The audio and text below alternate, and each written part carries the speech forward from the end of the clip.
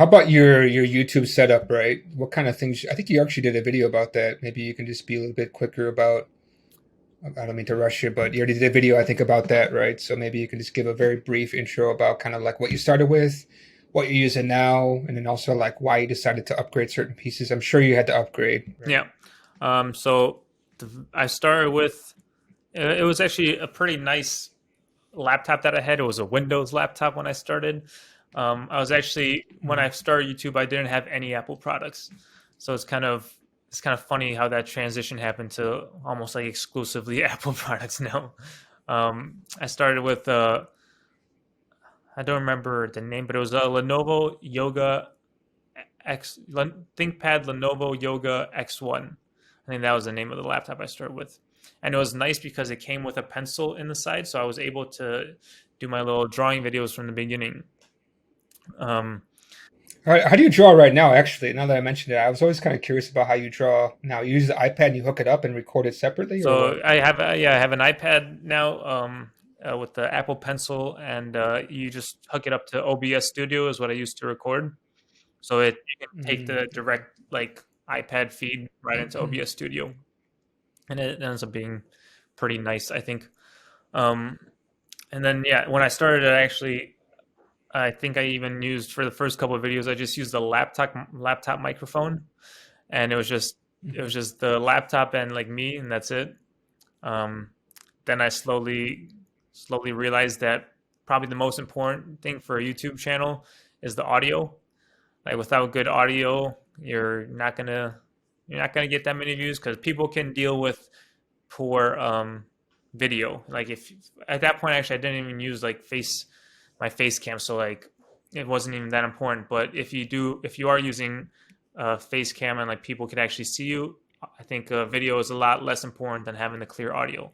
Like, yeah, people could deal with like a little grainy video of you, but you can't really deal with poor audio. Yeah. So the first investment I had was I was trying out a bunch of lavalier microphones, and I got some cheap ones off of Amazon.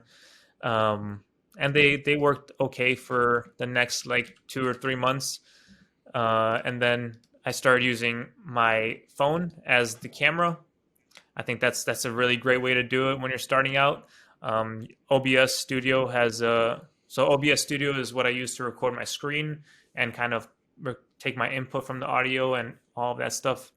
And OBS Studio has a app that you can download on your phone called like OBS something, and then Mm-hmm. you can connect your phone to your laptop, and then you can get a direct stream from your phone camera. It's pretty. It was pretty neat, and I think that one you can use for a long time. If you have a newer phone, like those cameras are pretty good, and I think that's a great way to start. And then the biggest and most important investment I think was this here. It's a Blue Yeti microphone. I bought it used from Craigslist, so it wasn't brand new, or else I would have got the black one. But I think that's when my audio improved a ton, and I think it was a great investment, and it's a really easy to set up and everything.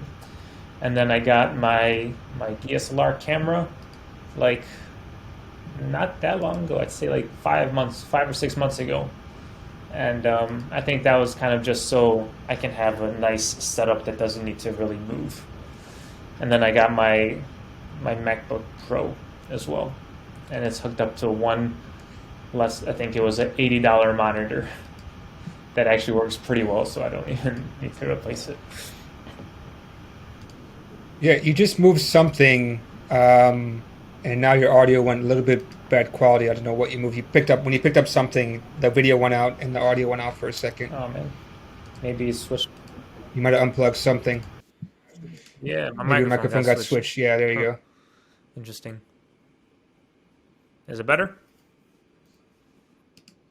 All right. Much better. Okay, so I wasn't going crazy. So yeah, I see you using it. I can see you using a Yeti Yeah. stereo microphone. It says so.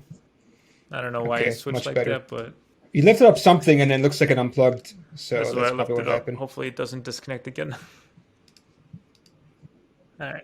Yeah, it's okay. No worries. I think a lot of people have that Yeti Blue Yep. thing, right? Yep. Is that the same It's a one, really Yeti good Blue? microphone. I think the Okay. best part about it is like it's still relatively cheap compared to like professional level studio Mm. microphones.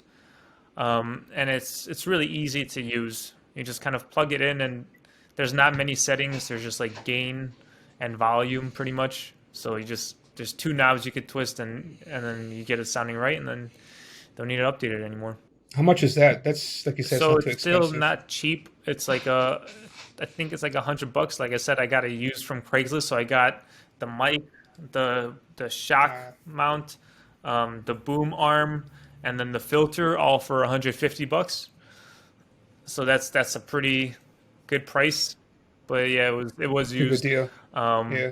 I think new they're like $100 a piece, somewhere around there. Okay. Yeah, I got a little bit more expensive microphone, but I don't know how good it is. You sound Hopefully, it pretty sound good. okay. So yeah, this one is it plugs into your iPhone and everything. They got like a thing such as Shure I've MV51, seen that. but it's pretty decent. I like this one because I can plug it into the phone if I ever want I've to do it seen a on the lot of go. people Sorry, who go have ahead. like the like whole audio boards where you plug stuff in, and apparently those are a lot better quality. But I still have to learn about the whole microphone industry, so I haven't put in the time on that. Maybe I'll get a new one soon, but I think for now, at least the Yeti does good enough. Yeah, it's hard to figure out. Like, it's also the distance, and there's lots of stuff, and I'm still learning. But how can I? I'm trying to program, trying to make money, trying to deal with stuff, and it's I just feel like never ends.